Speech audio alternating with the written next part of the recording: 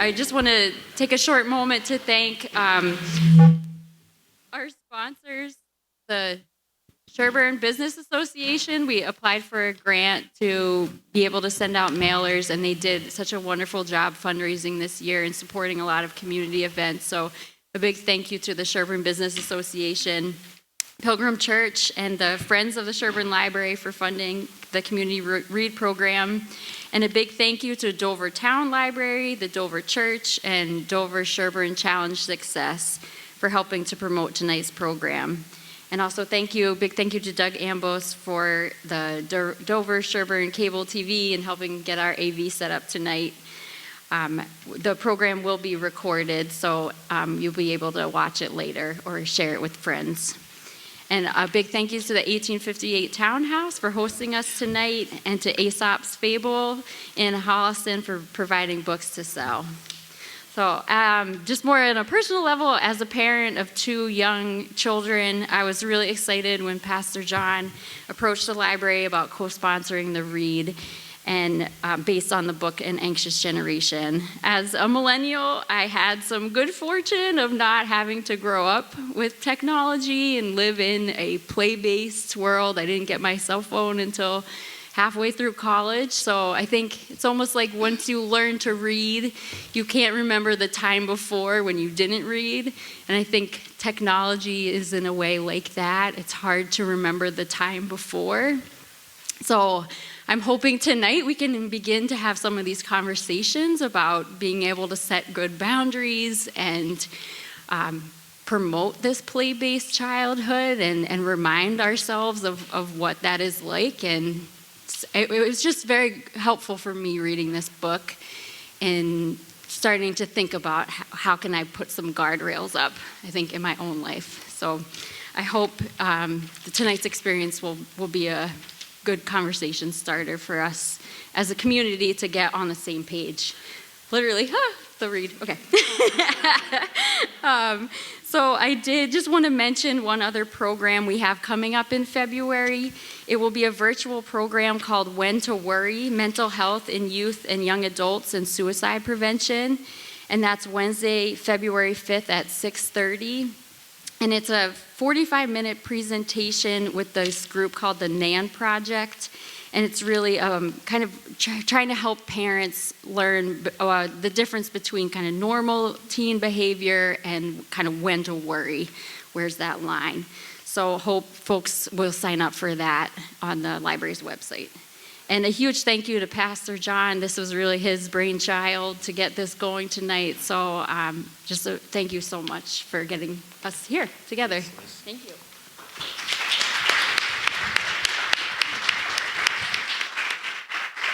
So welcome, everybody. I'm John Hudson. I'm the pastor at Pilgrim Church, which is the white church right down the hill. And down the hill. And this year, our church actually undertook what we called a public engagement initiative called Love Thy Neighbor, No Exceptions. I hope you've seen the signs around town.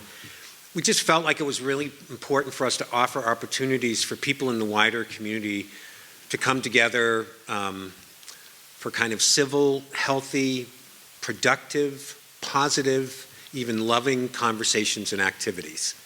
We're going to be offering more this coming year. We're thinking about doing a fundraiser, some kind of meal fundraiser for the victims of the California wildfires, and we're going to invite the whole community to be a part of that.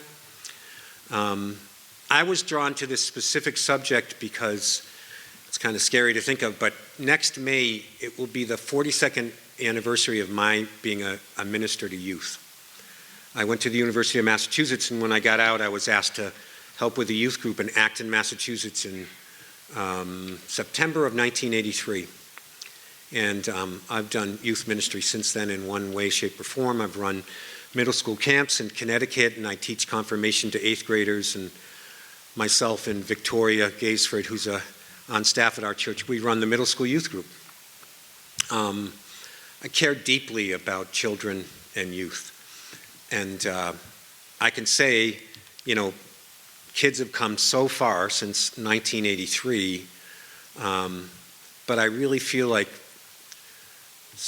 screens are wonderful, but they can also set up a barrier between us in terms of making social connections.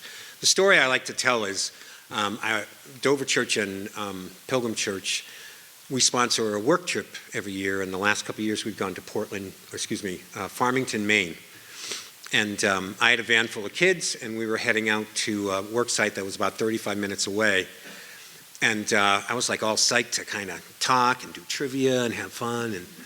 And the kids were on their phones the whole way, there and back. And I don't think they thought they were being rude or anything. They didn't think much about it. But I was like, man, I wish these guys were talking to each other. I wish they were singing songs. I wish they were. And once we got on site, I mean, you can't run a skill saw and be on your phone at the same time. So it was nice. I could just say to the kids, no phones all day. And that worked. And I have to say, the next year, I had a similar group, and it was 5 girls, and they never shut up the whole ride. So, it all depends. But, and then the other reason I think it's important, and I spoke to Mary Ellen Crowley about this, is sometimes our screens are like a mirror.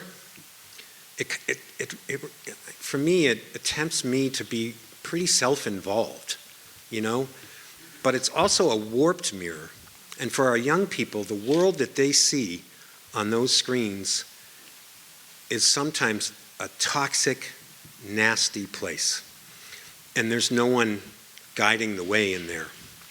And so I really feel like we need to take our responsibility seriously as caregivers. And this isn't about like a parent shaming night. If I had kids, I don't know what I would do. I would lock them in their rooms until they were 22 years old. It's really difficult. But anyways, we're really happy that you're here tonight. There's a clipboard that's going to be at the back of the church. Pilgrim Church is going to pay to run a professionally facilitated support group for parents and caregivers who want to continue this conversation about screens and working with our families. It'll be once a month at Pilgrim Church. If you'd like to be a part of that, it's free of charge, and we'll run it at least through June and probably through the end of the year. So think about that. So I want to introduce our amazing panel. Kate Potter, who is there, and her family have lived in Sherborn for almost 20 years. Kate holds a master's in the art of teaching and curriculum for elementary education. She taught elementary school for 12 years before having her 3 children, ages 22, 21, and 16. And while raising her children, Kate has remained active in the Dover-Sherborn schools and community. She served on the school committee, the Sherborn School Committee, for 3 years and is finishing her 6th year on the regional school committee. She's also spent the last 10 years working with the Dover-Sherborn METCO program as the family and community liaison. Stacy Creamer, who is a licensed mental health counselor. She has 21 years of experience as a licensed therapist. She's worked across a wide range of settings, including psychiatric hospitals, medical hospitals, community mental health, and college counseling. She spent 10 years at Northeastern University as the assistant director of behavioral health, where she supported students' mental health and well-being. She maintains a private practice and provides individual therapy to clients ages 16 or older, with a focus on helping them navigate life's challenges and improving their well-being. And then Dr. Mary Ellen Crowley, is a licensed clinical psychologist with a faculty appointment at both McLean Hospital and Harvard Medical School. She is a senior consultant at McLean's Pavilion Residential Program and maintains a private practice in Lexington. And she is mom to Lily and Grace, one a former and one a current student in the Dover-Sherborn school system. So the format, we have 2 or 3 questions that I'm going to ask each of the panelists to answer, and then we will open up to questions from you. So be thinking about what you'd like to ask. So I'm going to turn the mic around here. And I think I'll start with you, Kate, if that's okay. So Kate, and I'm going to ask the same question of each of them. What's your main takeaway from the book, both as a professional and parent and someone who deeply cares about the lives of our children and youth? Thank you. So first I just need to say that when Pastor John asked me to consider being a parent, on this I said, I am by no way a gold standard parent on any of this. I think we did some things well. I think we completely bombed other things, but hopefully some of my experience, and then I would like to speak to some school committee policy, and I see that our superintendent's here, so she can chime in if you need to. It's hard to pick one, I think. And this might be a depressing answer, but what struck me was how hard this is, how hard it is to police. Even if we think we're the best monitors and we put different programs on our kids' phones, my kids are all far more savvy than I am on getting around those measures. And I think, you know, in education and in our world, the pendulum swings sometimes, and I think what we're seeing now is the pendulum swinging back to, you know, the schools and the communities need to do more as bigger groups to help our kids. And with that, I'd just like to take a minute to touch on what the school policies are, if that would be helpful. I see a lot of you are involved with the schools, but so in the elementary schools, phones, they don't want the phones there, but you can have it in your backpack shut off all day. There are kids for different reasons after school need to be in touch with their parents, but during the school day, phones are not meant to be out at all. The middle school, interestingly, has, in the last couple of weeks since the holidays, rolled out a new program. They use something called a Yonder pouch, which is YONDR. That's the company. It's a bag where the kids come in the morning. They put their smartphone, a watch, anything connecting them to the internet into this bag, and then they click it on a magnet lock, and they can't access it until the end of the day. They have the same process, and staff monitor this on their way out, open it, go home. So that is fairly new. I spoke with the middle school principal, was kind enough to have a phone call with me to make sure I was up to date on this. They have 90% participation. A few kids have exceptions, and it's usually for health needs if they have a smartwatch that monitors something. And the parents, when they did a lot of surveys before rolling this out, were largely in favor, which I was happy to hear, but it surprised me a little bit. So that's going well. It's still very new. The high school, kids are allowed to bring their phones. They're not allowed to have them out and on during class unless the teacher has stated that. Many of the high school teachers have what they call a cell hotel, which is what I've seen is essentially like an over-the-door shoe holder, and you put your cell phone in there at the beginning of class, and then you pick it up at the end of class. The difference is that during passing time, on breaks, you know, they're on the phone. So, and the theory there is, at that age, they're really trying to teach kids, how do you deal with this? This is in your life. How can we teach you and help you going forward? So, 3 very different approaches for different age groups, and, you know, I'm curious to see, I've been reading about a lot of other schools who are banning phones. Very curious to see how that trend goes. Dr. Crowley. So Mary Ellen, what's your main takeaway, both as a doctor and as a parent?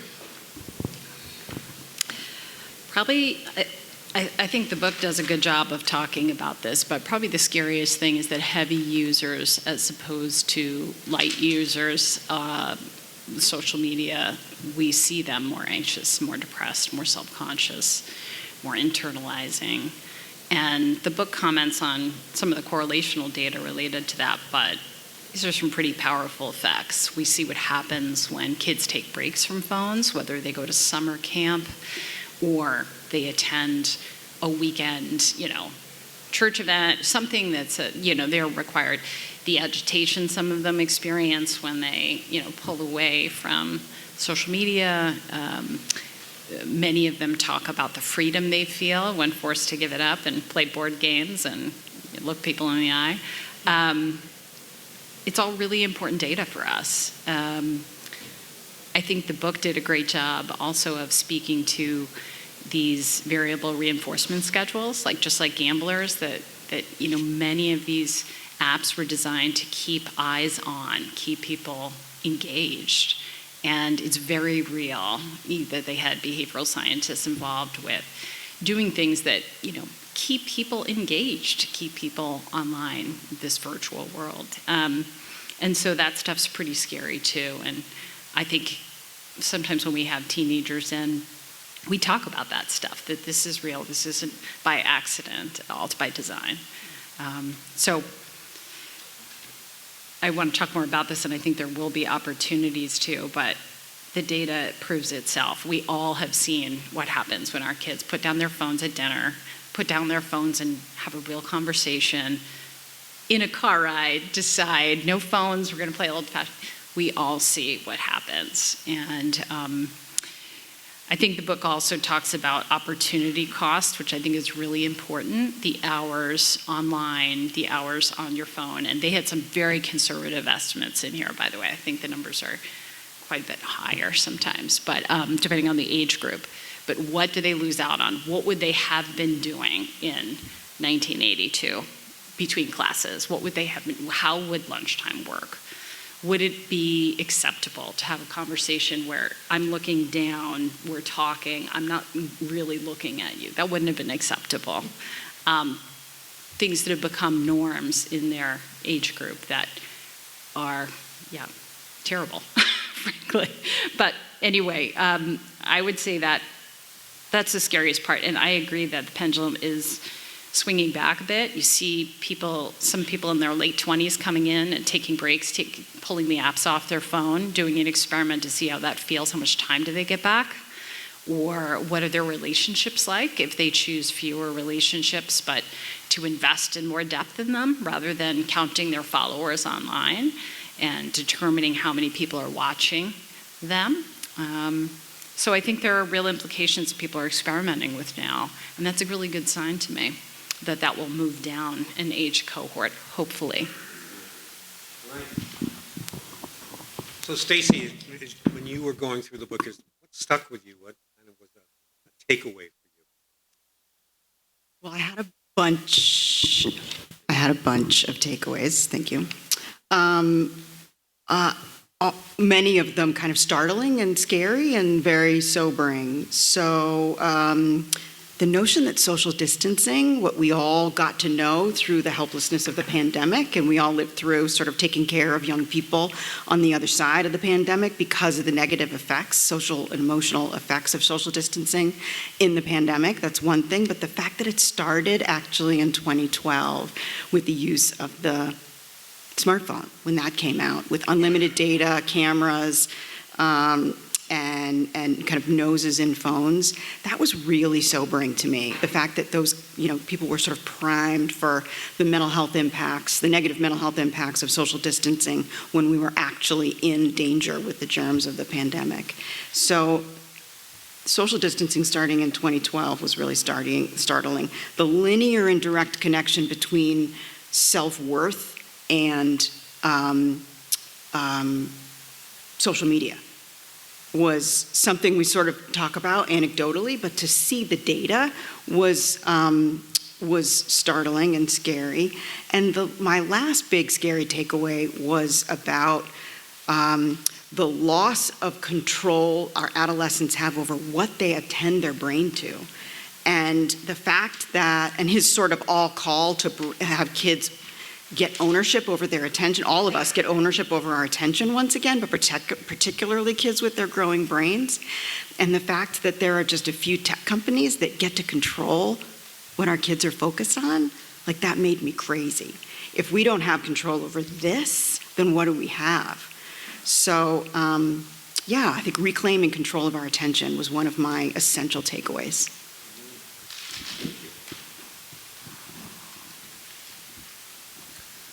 This is somewhat related, but in your practice or in your home or at school, what do you see as the biggest concern with screen and screen times as opposed to time in the real world. So as screen time goes up, this is what Kate talked about, was that we underprotect our kids in the virtual world and we overprotect our kids in the real world. So if you look at the numbers on the amount of time that kids spend in the virtual world, what does that mean for life in the real world? And how do you speak to that concern? And we'll start with you again, Stacy. Okay. So I have so many concerns in my clinical practice about the overuse in screen time and underuse in the real world, underexperience in the real world. But I would say, if I had to boil it down, my main concern is the general, and very broad strokes, but general lack of emotional resilience of young folks. So the experiencing of an emotion, the naming of that emotion, sitting with it for a moment, for a beat, maybe with enough time to name an antecedent or a trigger, and then to see through sort of the crescendo of the emotion to the other side. Even the suggestion of seeing an emotion through what might be on the other side of that emotion is largely unthinkable and intolerable. So this sense of kind of an inability to tolerate distress. And then related to that, the challenge of not in sort of blunt terms, but kind of the expectation that the rescue boat come in a sound bite. The rescue boat and the help come in a quick fix, get me to the other side of it, what do I do today? And it's a real challenge in the therapeutic relationship and in the therapeutic process to walk that line between really wanting to help someone and give them some help, making sure that their suffering is eased, helping them to have the tools to ease their pain maybe by the end of the session, to have some tools to use in the near future, but also knowing that they need to experience, we humans need to experience pain in order to grow. That's part of the building resilience. So tolerating pain is part of the process. So really kind of inviting and suggesting the process of endurance is a tough sell.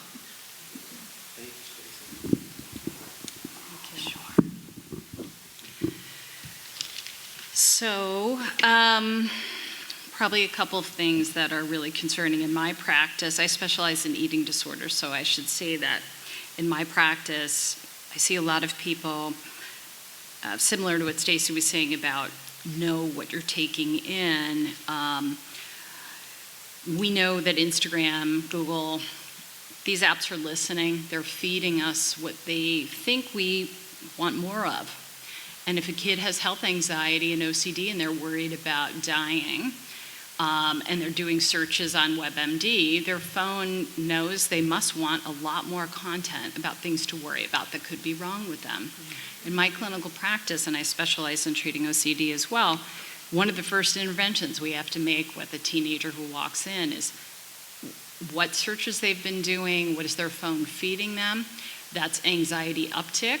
If it's a young woman that has distress about her appearance or is, there's a burgeoning eating disorder, you can bet that she's being fed all kinds of information about dieting, body image, airbrushed images, what it's important to her. Her phone has figured out what she's worried about and is feeding her through the algorithm things that are making it worse, having her focus further in on the thing that she is already obsessing about. Or for young boys, grabbing probably the things that matter to them and are high attention grab situations, same idea. Porn addiction, for example, major problem right now, and people understand that with all this access and searches, and it just adds to it. So in my practice, an intervention we never used to have to do, it would be more based if somebody was doing a lot of social comparison and worried about their body, we might be talking about their peer group, their friend group, but now we have this entire hours and hours of content that might get dumped on them that creates a bigger problem. So that's a concern in my practice, certainly. Attention fragmentation, which is already mentioned, I think that's a huge problem. Sleep deprivation is a huge problem in high schoolers. We know it's tied into depression, anxiety. We know it makes those symptoms worse. And,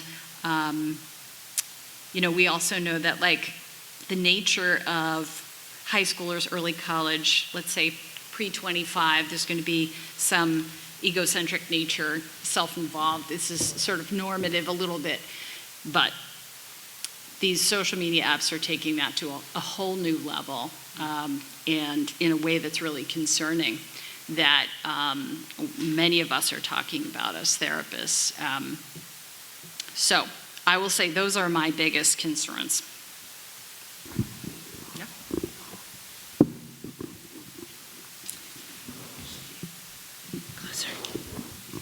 So it's so interesting to hear the different perspectives, and of course I know that your phones listen to you, but to hear you talk about that is, frightening. So one thing that struck me as a parent and a former elementary school teacher was just, and the author talks about this, the loss of unstructured time and free play. As I read this book, I was reflecting how lucky that I was to just happen to be in a neighborhood in Sherborn where 4 families' backyards connected, and our kids were around the same age, and they just ran back and forth. And, yes, sometimes we said, oh, they're here now they're going to you, and, but it was, more like when I said I'm bored, my parents said, go outside. And, and I also found and this is maybe a question for a different book, but like, how did we, as that parent generation, get there to where that's not okay, and it's scary to not know where they are every second? That's another topic. So I think, the loss of what happens naturally at recess, outside in your backyard, when your parents aren't trying to solve every problem for you, and and I'm guilty of all of that. It's really hard to watch your child suffer when you feel like, oh, but if I just jumped in there, but you really have to pick those battles, and I have not always done that appropriately, for sure. I will say, talking about the pendulum and with schools, when I was first teaching elementary school, sometimes we had 2 recesses a day, and then I feel like we got to a time where they were like, well, maybe 20 minutes after we give you 9 minutes to eat your lunch, and I'm exaggerating, but not entirely. And and first put your snow pants on, which is going to take the whole recess anyway. So now I think we are back to, sadly, I don't know how we lost that, where we're back, and at least Dover-Sherborn, to knowing how important that is. I can tell you as a teacher, if my kids had recess, they came back, I got so much more done with them afterwards because they had what they needed. They needed to get outside and run around and see their friends. And I know my kids went to Pine Hill here in Sherborn, and I remember when Dr. Brown, the former principal, introduced this concept of precess, because the buses were arriving early and the kids were sitting on there just like popcorn. And what a horrible way to start the day. And then, she found a way to make this work. They could go to precess, and it was like, I'm sure the teachers were very grateful for that. And as a parent, I was as well. So I guess just that loss of learning that comes with just free play and of being able, I have one child and she's amazing and smart, and she's terrified to pick up the phone and call somebody. And I hope she's not going to watch this. but it's stuff that we had to do, right? Like you have to learn how to talk to someone and look at them, and that can be hard sometimes. Really important. So that jumped out at me.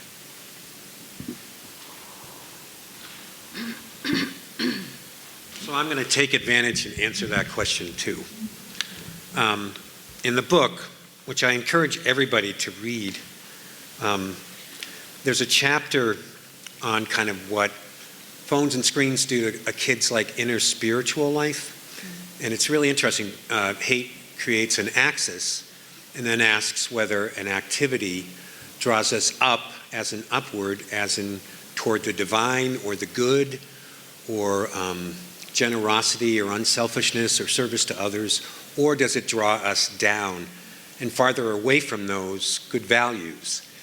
And if one of the challenges with kind of unfettered, unedited access to everything on the internet is it can really numb young minds. They get warped views of sex and sexuality because they can get to pornography in 2 or 3 clicks. And there's like channels like the Fail Army, which is just videos of people failing, falling, car accidents, embarrassment over and over and over. And for like a young mind that's trying to figure out what's good, what's bad, what's right, what's wrong, that's that malleability of that kid's soul, if you will. I think it's threatened by that. Because, and we do it in a lot of settings, but, at the church, we try to bring out the best in the kids, right? And to say, this is a way of life to aspire to serve other people, to take care of your family, to be involved civically, all of those things. And that's not necessarily what they hear in social media and on the internet. So that's my concern as a youth pastor. All right.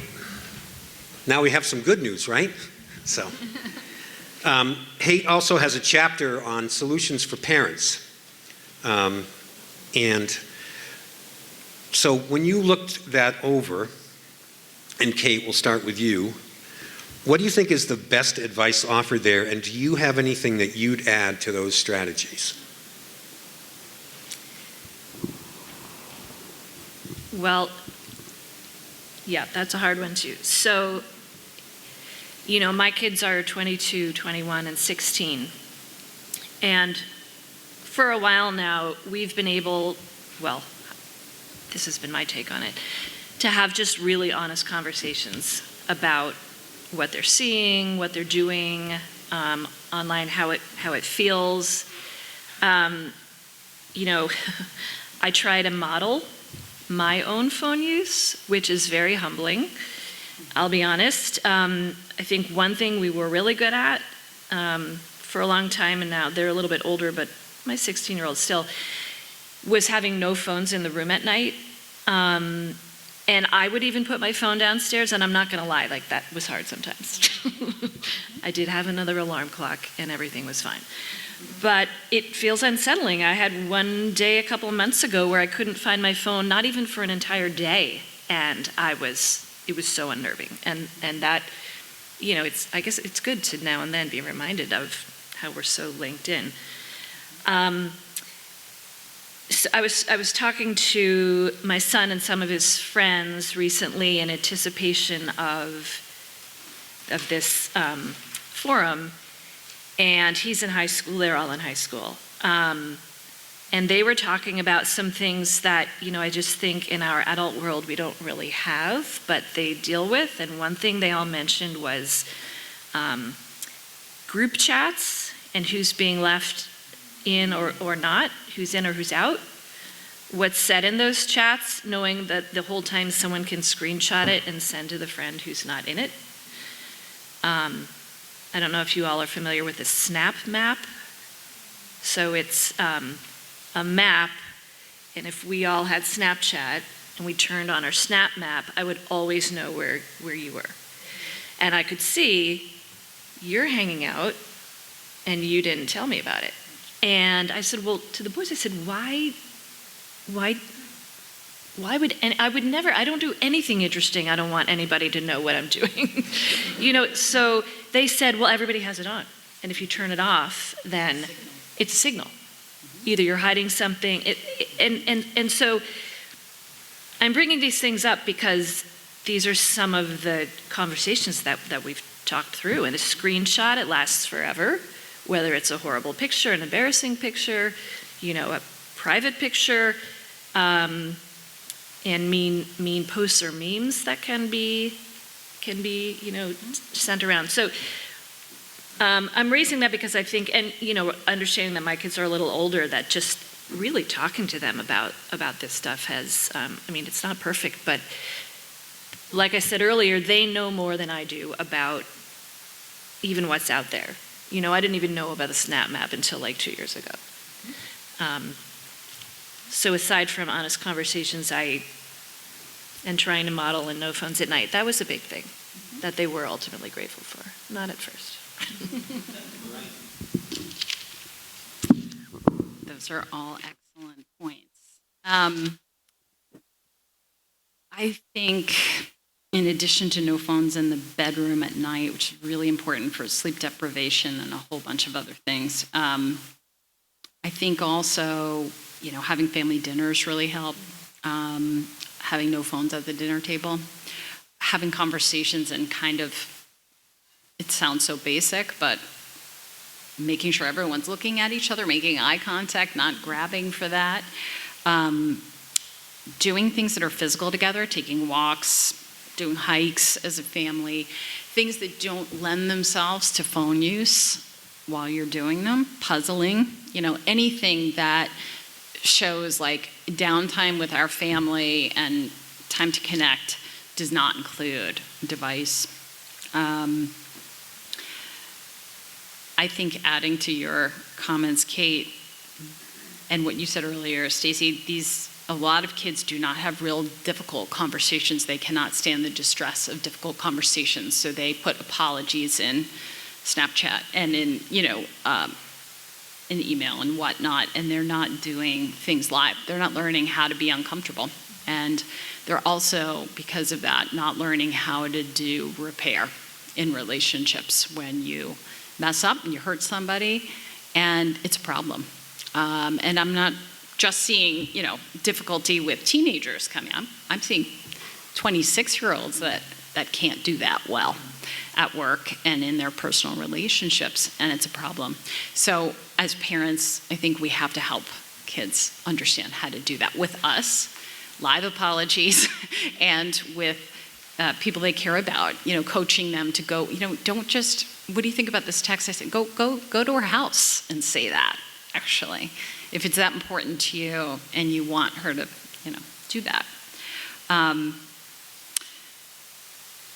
I think explaining this like variable ratio reinforcement schedule to kids is a great idea. I've done that. I've talked about gambling and how I've told my kids the behind the scenes of how a casino is set up, and it's very hard to find an exit on purpose, and they drop down exit signs if there's a fire because they don't want people stopping at another table and another table. They want people to get out of there right away. So just the same way that the internet is sort of like that these sites are designed to keep them plugged in is not surprising or accidental, but by design, and really explaining how that works, that we're all vulnerable to it, I think is really helpful for parents to do.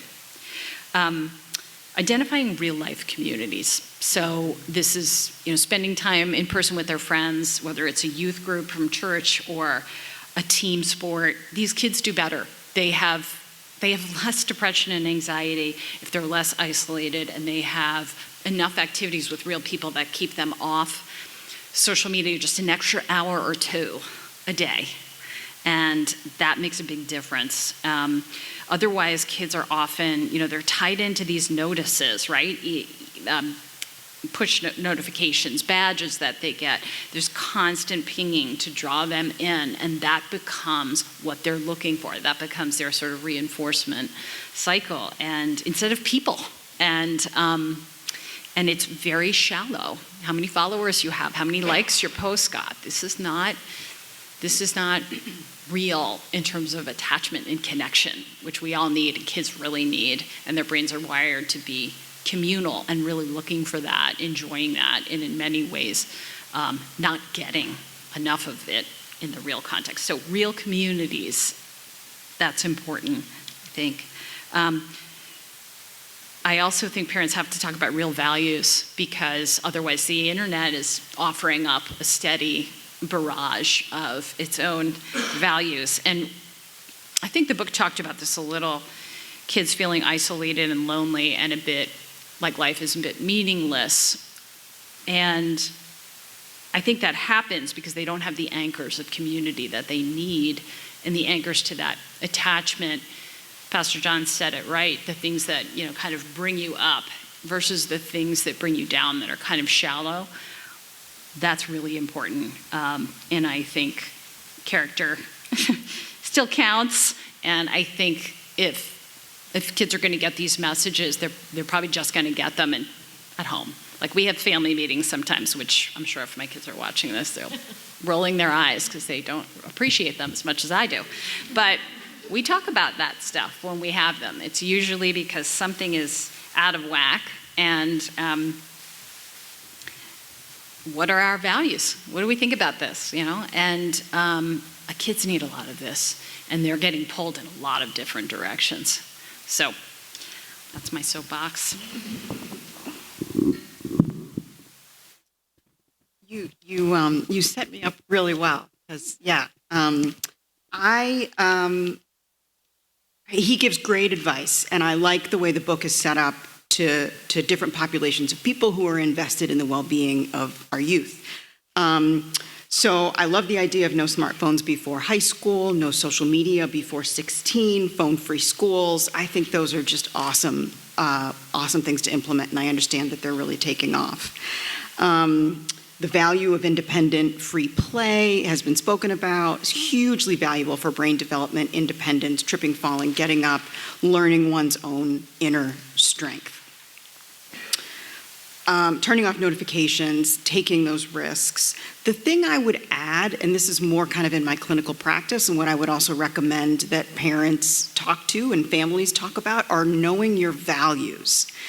I think especially for growing brains, for young adolescents, starting to wonder, what is important to me?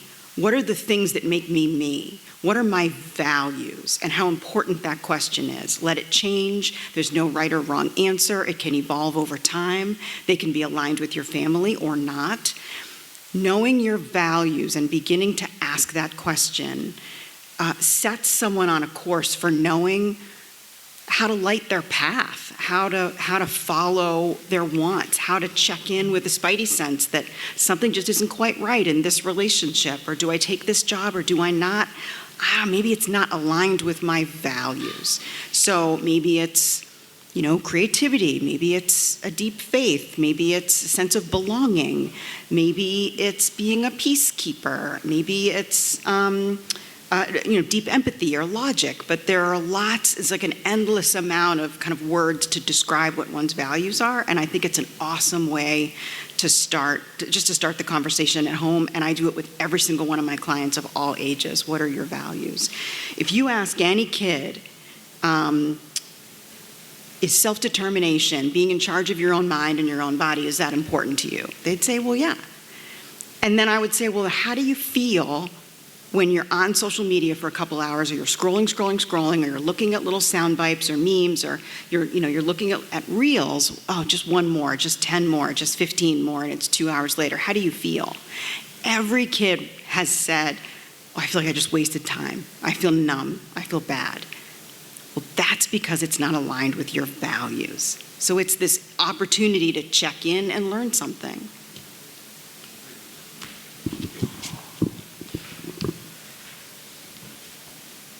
Okay. I think what we're gonna move into the next part of our program. If anyone has any questions, I'd ask you to raise your hand. And then when you come forward, is the question for everyone on the panel or for one person? So, does anyone have any questions? Yes, you need to come up here though, please. And maybe introduce yourself. Of course, right here. Hi, my name is Toby Bentley. I am your Dover teen librarian, for reference. That's a library pun.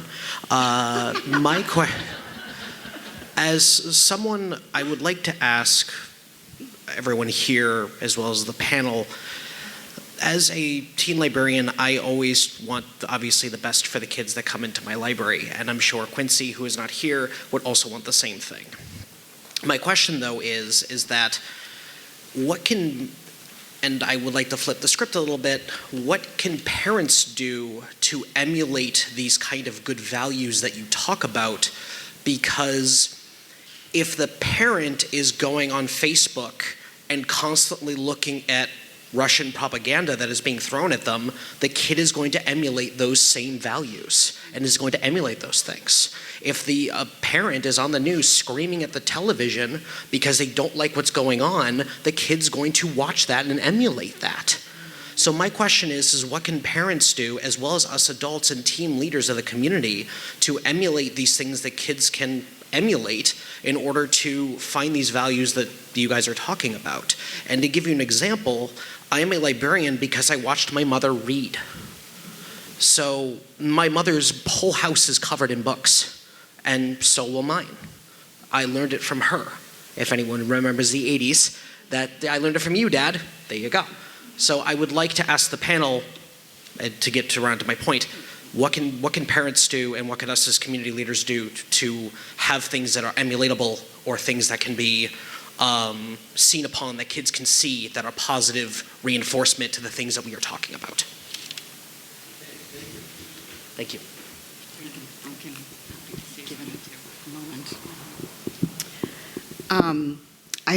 I don't know if you saw, but there were lots of nods while you were asking your question. You're in good company. I think, to me, that says that this is a work in progress.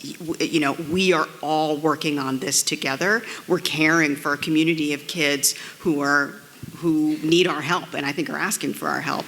Parents, you're working on it too. No one's in this alone, and I think it's healthy to show your fallibility to your kids. And I think it's healthy to say to them, yeah, you're right, I made a mistake, let's work on this together. What's working for you? Maybe that'll work for me too. It's good for kids to see others struggling too, and that they're not alone in their struggle. And if the struggle is in their household, all the better. So work on it together. I know it's sort of easy for me to oversimplify it. Sitting up here, I'm not in your home. It's hard. It's going to be hard. But working on it together makes it better.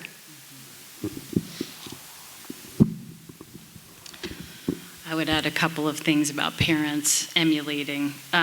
If we're going to talk to kids about values, parents have to talk about values and live the same values.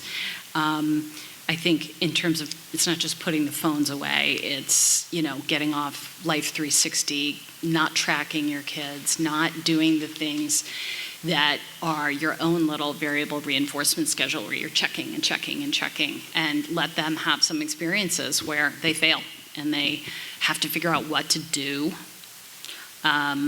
when you're not there. And they have to figure out how to have difficult emotions without you rescuing them from that. I've seen this in family meetings. It's incredible. None of us want our kids to be uncomfortable.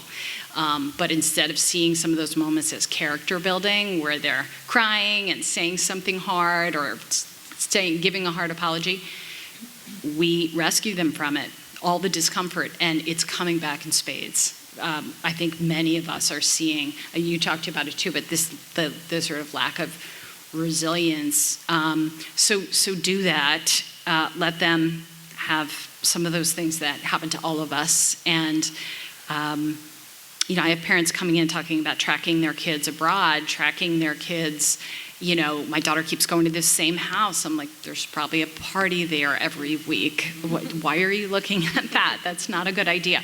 But if I think you have to live the same values that you're asking your kids to live, and make hard decisions and have hard conversations.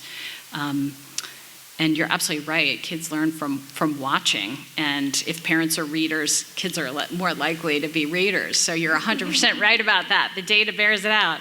And I hope in the teen library, I hope there are like some Stephen Covey books on values that kids can pick up, because God knows they need direction on how to think about this. A lot of them don't have platforms for it. So these, like the conversation you mentioned, Stacy, in the beginning of therapy, a lot of kids can't name these answers. We help them. But I think it's really important that parents are adding and modeling their own phone use, their own values, their own tracking, all of it. And being gentle with yourself, too. I will just add a little to that because I agree with everything that you've both said.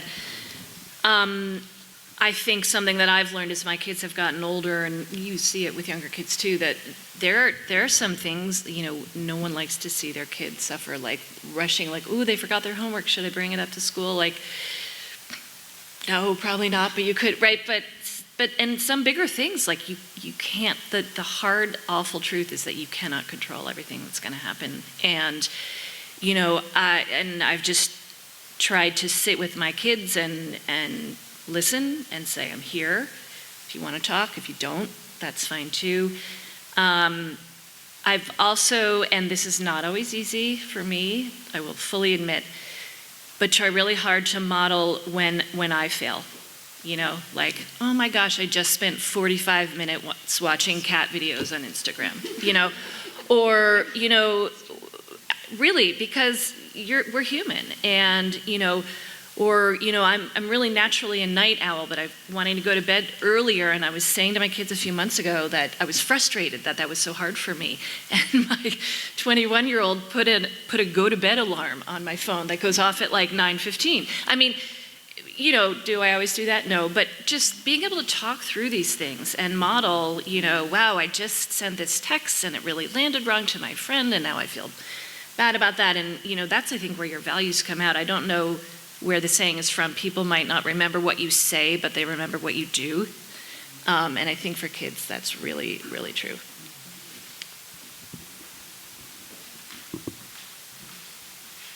The one thing I would add that we do at the church a lot is intergenerational service. And so if you want your kid to be like an active and giving citizen, volunteer at a shelter, go to the food pantry, help at Place to Turn, Habitat for Humanity, Family Promise, whatever it is. Kids are just like sponges. It's amazing. In youth group, I'll have a kid who's like 30 years old, and they'll get in touch with me and they'll say, do you remember when you said this to me? And I'll be like, I have no idea. But they're listening. I think that's really important. Another question. Well, one and then two. So come on up. Hi, thank you so much. So just since we have one thing, a plug for a book, A World Without Email by Cal Newport. Really enjoyed it because I think we also often talk about things like social media that we're modeling as parents on our phone, but also I think our work environment has really made us addicted to, well, this is work, and we have to address the way that we're addressing how we've been brought into low context, constant reinforcement there. Yes. Since we have the opportunity here to think, we've talked a lot about what parents can do at home or what individuals can do in individual counseling. But I think that in terms of what he brings out as kind of the 4 things that we could try to do for our children, knowing I have a 4- and 7-year-old, so not quite at the age of intervention because they already have the phone, to keep kind of smartphones out of the hands of kids until high school, to do those things kind of and take a community look at that. What would be your wish list for kids that have not come of age yet with smartphones and constant access to the internet, which will probably get worse with AI, and then for kids that already do have access, you've told us what the school committees are doing, but what would be, for example, on your wish list? And a plug of what would be on my wish list, since we have our superintendent here today, would be that our institutions, whether they be churches or the schools, proactively signal to the parents with recommendations as to what should be done. If the consensus is that things like smartphones should not be purchased for kids, and instead please get a dumb phone or flip phone or whatever we call the opposite, to proactively push those things, because as individual parents, all I've heard is how hard this is. And so what would be your wish list of things that our institutions in this town or our community could push for those pre and in the midst of it groups? Thank you. I'll take a crack at that. I would love more like play, and play for young kids. Developmentally, so important. Delaying the smartphone as long as possible. I think, kids aren't reading as much. It's really, really noticeable. So I think if there was a way to have, I see this sometimes that a bunch of parents will get together of kids in the same friend group. Maybe they're in 7th grade, maybe they're in 6th grade, and they'll band together and try to say, can we all agree for the flip phone so our kids are not comparing to the other friends in the group? Can we all agree this is the way they'll communicate? Sometimes these days you see some interventions like that working, but I understand your concern about systematic, bigger changes that are at other levels. But this is so real, the lack of imaginative play in young kids, problem-solving abilities, novel problem-solving abilities. I mean, they're creating parks now with, I think he talks about this. I've seen one in New York City, but, where it's spare parts and all this stuff that could be dangerous, and they're letting kids play and figure out. And this is critical, and it's missing. So the book lays out critical periods nicely and why smartphones are particularly problematic at certain age. But yeah, I think we would have to come down really hard to have it be high school that kids are getting smartphones. A lot would have to change because right now it's very often 6th grade.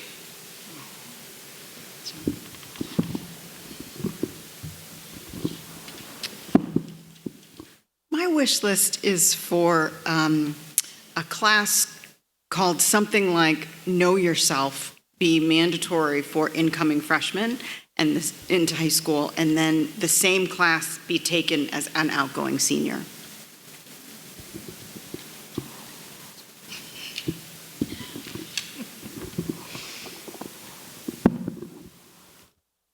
I would just add that I think, I'm not just saying this because I'm on the school committee, but as a parent, I think we are going in the right direction.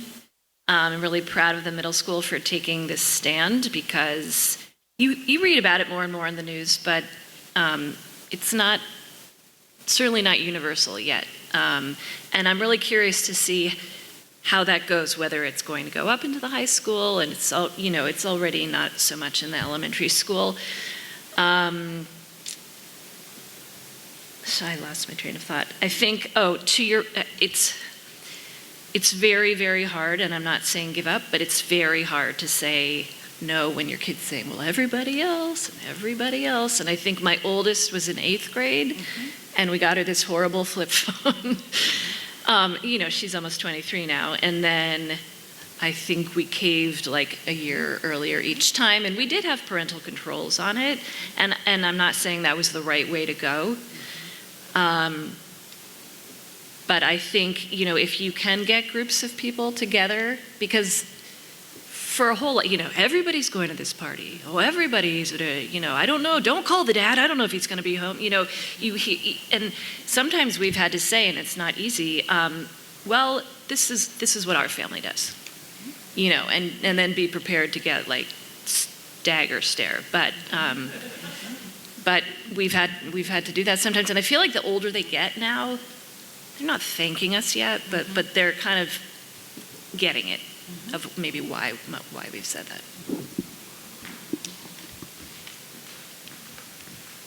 I'm going to add one thing, and it's going to sound like a little self-serving, but if you have a faith tradition, explore that with your child. It's an automatic set of values. When we get kids at the church who come into confirmation, they're excited. They want to learn. They want to be challenged. They want to be a part of something bigger than themselves. And that's, and it could be a secular set of values, but something that challenges them to aspire to greater things, And so, Victoria, you had a question. So the last question kind of hinted at this, and I'm going to take it a step further. We've been talking a lot about what individual families can do, or what about what this community could do. But in some ways, like, okay, this is a super privileged community with people who have the time and the ability to maybe, read about and implement these things. So what we're coming up against in pushing back against the culture is the, marketing budgets of, and I looked it up recently, like multi-trillion-dollar companies.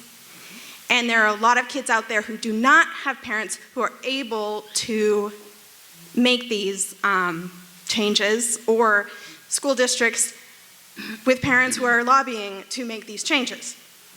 Which leads me to ask, and this might not be your expertise, but this is where I really am really curious. What could we possibly do? And he makes a few recommendations in the book about, for example, requiring age verification for social media, but like, what are ways that we could, as grassroots, caring people, push back against the culture legally? This is my curiosity.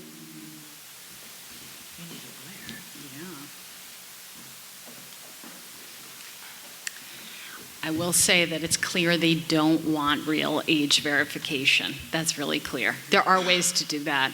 They don't want to do that. It would be a problem for their new users and onboarding. So I don't think that we're going to see that. So I think you're right. I don't know. I mean, we just said we need a lawyer up here to answer that question. But I think it's a great question to ask. And I think in communities where parents can't do a lot of advocacy, you're right, the phone use is even higher. If it's not safe to play in your neighborhood after school, and you're not involved in sports, and you come home and you have some chores to do at home and you're by yourself, the chance that you have an extra 3 hours on your phone is probably higher. So yeah, I think these are all like great questions. I don't have the answers, but I think that I would say it starts maybe in small patches, and hope that we get good outcomes and they do some good measurement studies. We already have plenty of measurement studies to even look at 3 weeks away from social media and what it looks like. But, if we can do that, maybe it becomes a wider, we are falling quickly in other areas. So I think people are watching that, like academic areas and whatnot. But I would have added to those studies, just how kids are relating socially. That's really changing too, their social skills. Yeah, and I would just add to that, because I agree with you, Victoria, that part of what I was trying to convey earlier is if as communities or after school programs or school districts, we can create policies that are good for kids, then, maybe it's even less time. I get it. Single parent household, mom's working 2 jobs, you're home alone for a while, but if there are more spaces in your life where the community has said, in the Boys and Girls Club or at my school district, we don't have our phones out, then hopefully they can learn some of those skills there. And we do have classes, and I don't mean to put you on the spot, Ms. McCoy, but in the middle school and the high school, I think, where they examine social media and the effects on kids. And I think a lot of kids, I know my kids going through those classes felt like when they were learning the algorithms of, I liked this cute cat video, now I've got 500, feeling kind of manipulated by that. And no one, even kids get that, no one likes that. So the education of how that's all working, kind of taught by our communities, is, I think, really important. I'll also put in a plug for limit setting. I talk to my kids about this all the time when they were younger, but kids can't self-structure very well or set their own limits when they're older if there aren't certain limits that are uncomfortable that they learn first at home. And so the pushback, like you were talking about, the eye roll of some of this stuff, I will say, actually, I'm directly thinking about you in college someday by yourself, and you have some choices to stay on this phone for another hour and a half or go do what you have to do. That's your decision to make. But if I don't have anything to say about it now, how do you learn how to limit yourself or have some boundaries with this? I don't know. you know? So some of those things work if you can give them a scenario later in their lives that they can relate to, you know, in a couple of years or whatever, that makes sense to them.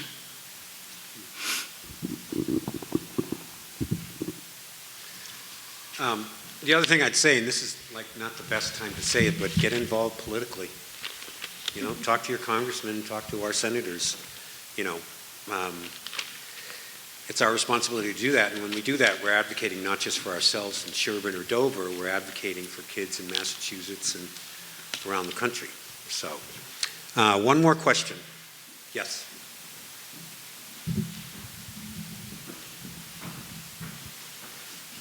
Hi. I know we've been talking a lot about social media and use of smartphones. I'm the parent of a 5-year-old. I live in Needham. And I know that in Needham specifically, and I don't know what Dover and Sherborn do, but children in elementary school get iPads. And they're using iPads for math and some reading, the extent of which I don't have specific details on. But I was curious your thoughts on that type of device use at such a young age, even if it's being used like in a very structured way for, you know, again, sort of enrichment or for educational purposes.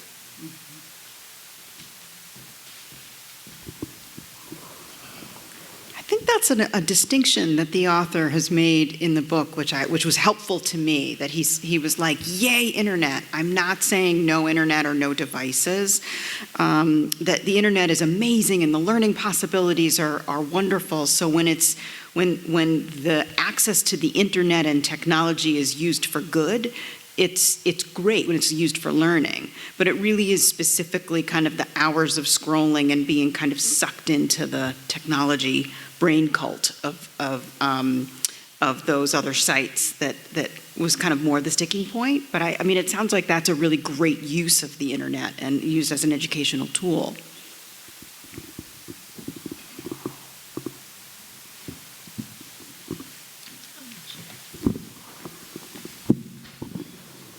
So when I was teaching, which feels like a very long time ago, we didn't have that yet. We could show videos. My understanding is that the kind of programs you're talking about are, used only in school for a finite amount of time, and it's a specific reading program or math program. And I think, I don't know, I think you could argue for it and against it, but that these kind of programs are going to be part of these kids' lives, and so we're trying to, I don't know, at that young age, we're trying to teach them just using different materials to learn. I mean, my 16-year-old recently came home from school and he said, well, we learned something in chemistry, but I had no idea what she was talking about. So I went on and found this professor from somewhere else, a real professor, not, on whatever.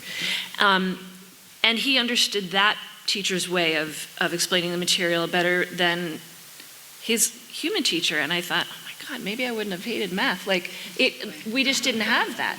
So I think, I think there, as long as, and I trust that the Needham Public Schools would be really monitoring what they're using, it can be good.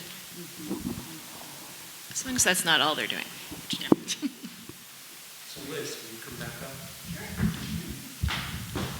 So we're going to start to wrap things up.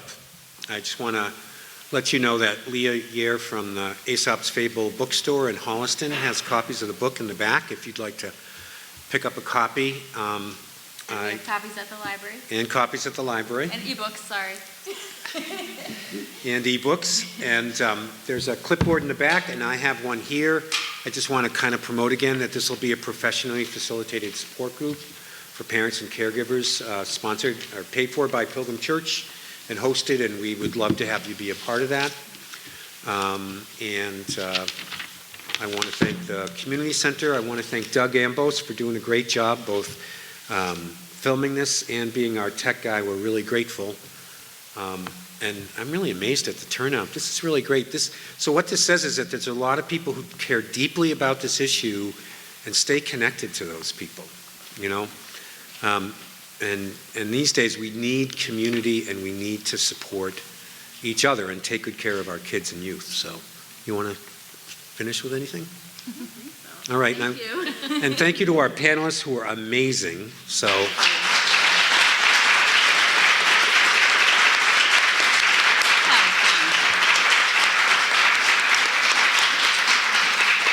So you're welcome to hang out and visit with each other too. So thank you for coming.